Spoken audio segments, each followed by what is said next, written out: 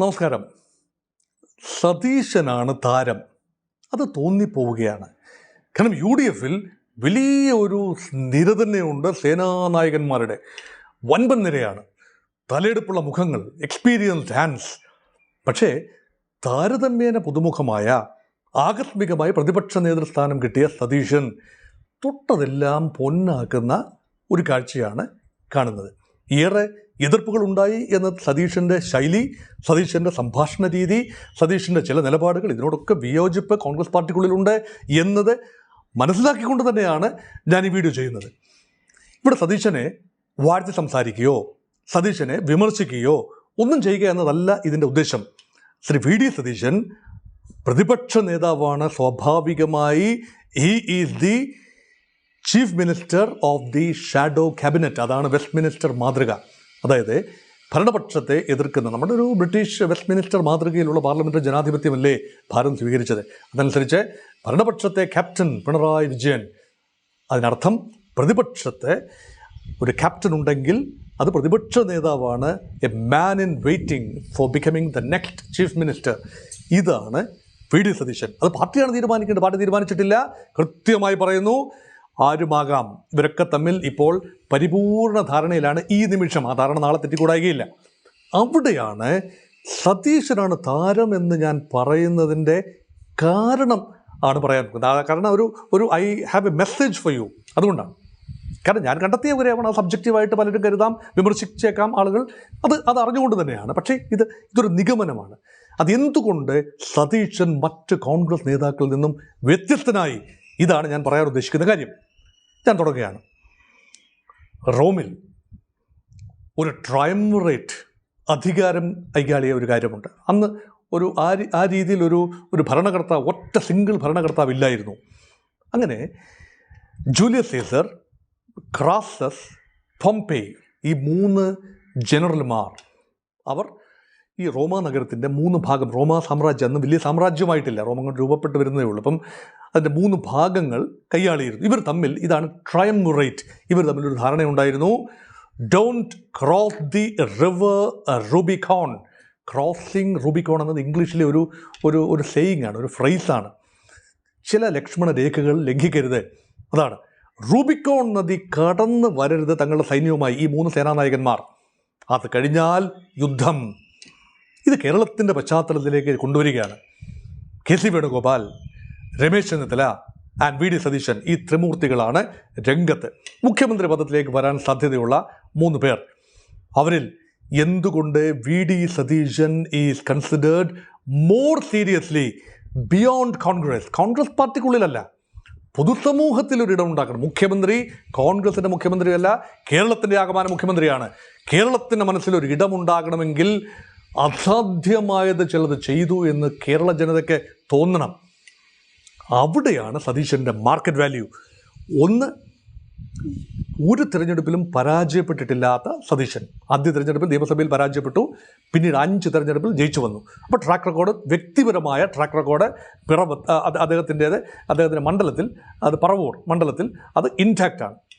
2, UDF-ൻ്റെ തലപ്പത്ത് അല്ലെങ്കിൽ പ്രതിപക്ഷ നേതാവായി അദ്ദേഹം വിരാജിച്ച സമയത്ത് നടന്ന ലോക്സഭാ തെരഞ്ഞെടുപ്പ്, സംസ്ഥാനത്തേക്കുള്ള തദ്ദേശ സ്വയംഭരണ തെരഞ്ഞെടുപ്പ്, ഉപതെരഞ്ഞെടുപ്പുകൾ, ഇവിടെ എല്ലാം തന്നെ മിന്നുന്ന വിജയം UDF-നുണ്ടായത് സതീശൻ എന്ന വ്യക്തിയുടെ വെല്ലുവിളിയുടെ കൂടെ കാരണമാണ്. പറഞ്ഞല്ലോ, പരാജയപ്പെട്ടാൽ ഉത്തരവാദിത്തം ഞാൻ ഏറ്റെടുക്കാം. അത്ര ധൈര്യപൂർവ്വം പറയുന്ന മുഖ്യമന്ത്രി ഒരിക്കലും പറഞ്ഞിട്ടില്ല. പരാജയപ്പെട്ടാൽ, LDF പരാജയപ്പെട്ടാൽ ഉത്തരവാദി ഞാനാണ് എന്ന് മുഖ്യമന്ത്രി പറയുന്നില്ല.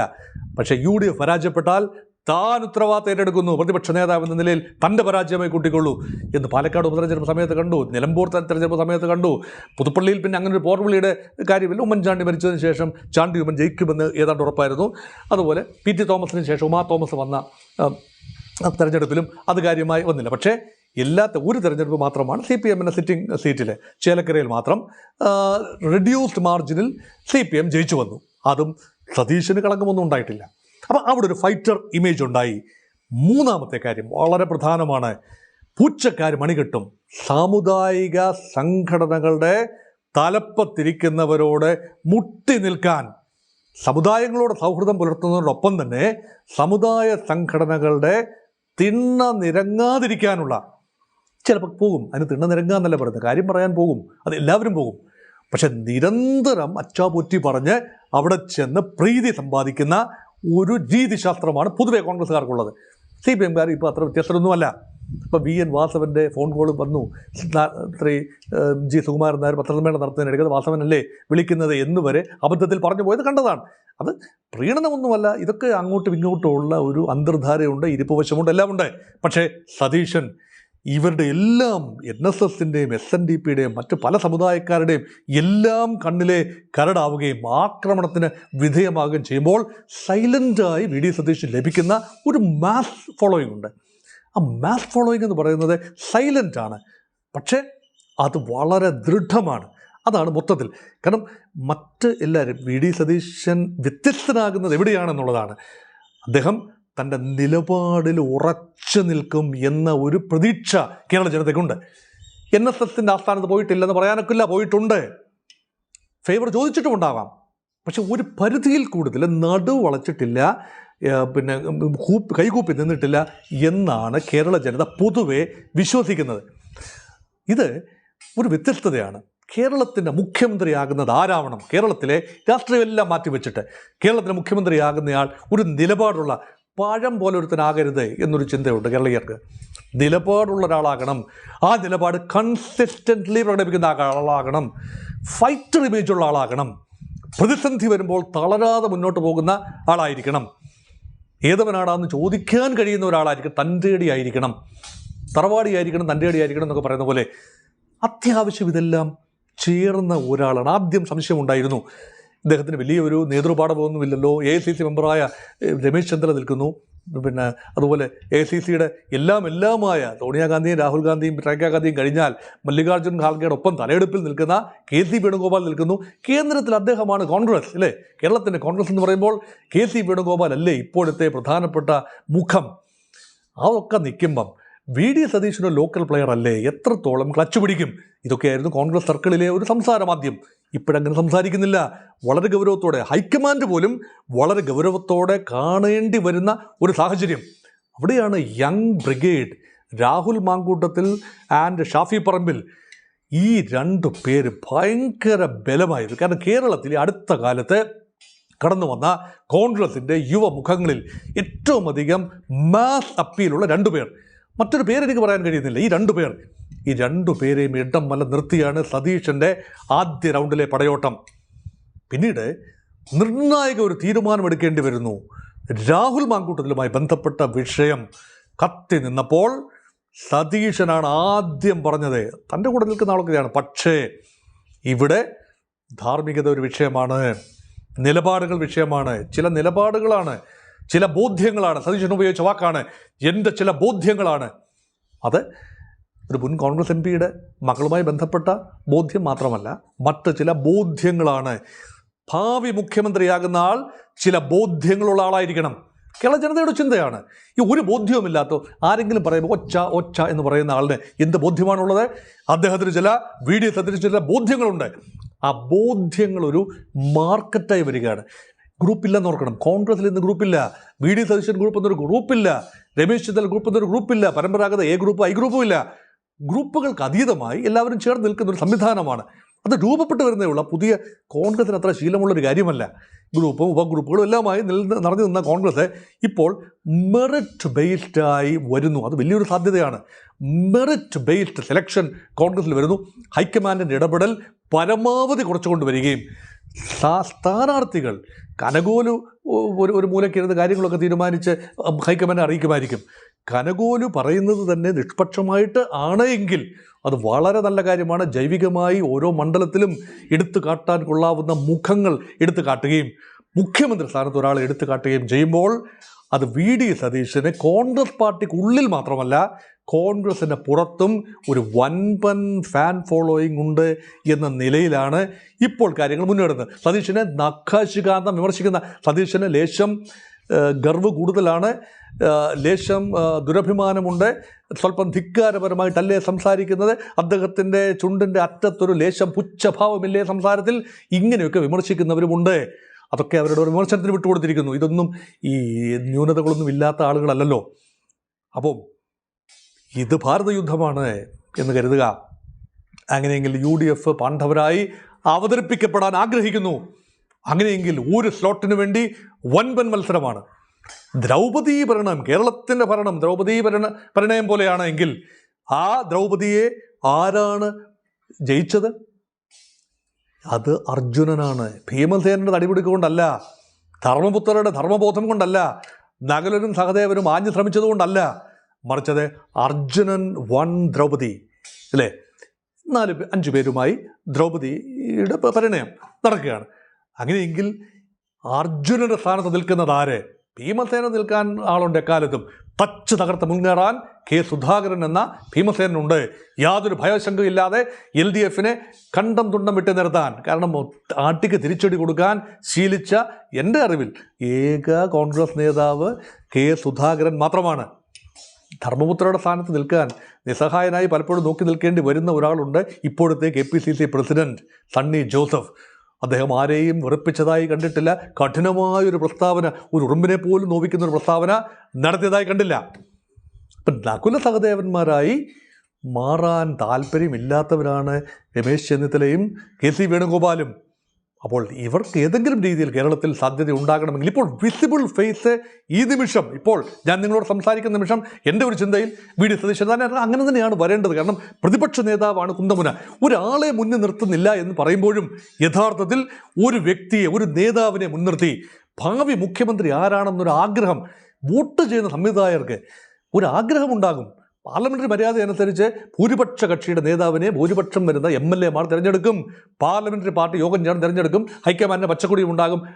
അദ്ദേഹമാണ് മുഖ്യമന്ത്രി. ഇതൊക്കെ സാങ്കേതികമായി പറയാമെങ്കിലും ഒരു മുഖമായി കാണാൻ രമേശ് ചെന്നിത്തലയെ വെച്ചു. കഴിഞ്ഞ പ്രാവശ്യം പ്രത്യേക സാഹചര്യത്തിൽ രമേശ് ചെന്നിത്തല നല്ലൊരു പ്രതിപക്ഷ നേതാവായിരുന്നു, സംശയമൊന്നുമില്ല. നല്ല പ്രതിപക്ഷ നേതാവായിരുന്നു, വിഷയങ്ങൾ കൊണ്ടുവരുന്നതിൽ അഗ്രഗണ്യനായിരുന്നു. പൊതുവേ സ്വീകാര്യതയുണ്ട്, സമുദായങ്ങൾക്ക് പോലും സ്വീകാര്യതയുണ്ട്. ഇല്ല എന്നല്ല, UDF സംവിധാനം സമുദായങ്ങളുടെ കാര്യം ആവർത്തിച്ച് പറഞ്ഞെങ്കിലേ പറ്റൂ. UDF സംവിധാനം UDFനെ മറിച്ചുകൊണ്ടാണോ ജയിക്കുന്നത്? പലപ്പോഴും സമുദായ സംഘടനകൾ, ചില നീക്കുപോക്കുകൾ, മുസ്ലിം സമുദായം, ക്രൈസ്തവ ന്യൂനപക്ഷങ്ങൾ, മറ്റ് NSS, SNDP എല്ലാം ചേർന്ന അങ്ങനെയൊക്കെയാണല്ലോ UDFൻ്റെ ഒരു വർക്കിംഗ് എന്ന് പറയുന്നത്, ആ ഡൈനമിക്സ് എന്ന് പറയുന്നത്. ഇവിടെ VD സതീശൻ സമുദായ നേതാക്കളുമായി ഒരുപക്ഷെ ഇപ്പം NSSുമായി കാര്യമായ പ്രശ്നങ്ങളില്ല എന്ന രീതിയിലാണ് ഇപ്പോൾ പറയുന്നത്. SNDP ജനറൽ സെക്രട്ടറിയുടെ നിലപാടിൽ കാര്യമായ മാറ്റമൊന്നും വന്നിട്ടില്ല. വ്യക്തിപരമായി സതീശനെ അധിക്ഷേപിച്ച് തന്നെയാണ് വെള്ളാപ്പള്ളി നടേശൻ സംസാരിച്ചത്. അത് മാറ്റി അദ്ദേഹം പറഞ്ഞതായി എനിക്കറിവില്ല.